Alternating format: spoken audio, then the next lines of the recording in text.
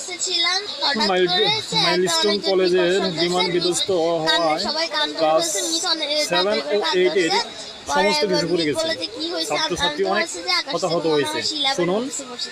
পরে আমরা ভুক্তভোগী সেই যখন বেরোচ্ছি দেখি যে মাইলস্টোন কলেজের যেখান দিয়ে আমরা সিঁড়ি দিয়ে ক্লাসে উঠি সেই সিঁড়ির জায়গাটা পুরোটা ভুক্তভোগী পড়ে গেছে। আর সিঁড়ির ওই স্টুডেন্টের পাশে মুখে কিছু 7-8 এর ছেলেরা পড়তো, ওদের ইয়েটা পুরো পুড়ে গেছে, সিঁড়ির সাইড পুরো পড়ে গেছে।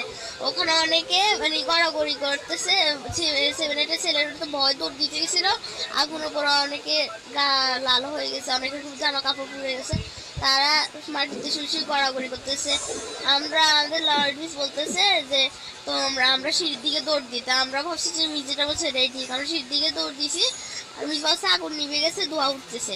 আমরা এবারে গেছি, গ্যাস সরে দিছিল, পরে মিসে একজনের গায়ে পড়ে গেছে, আবার একটা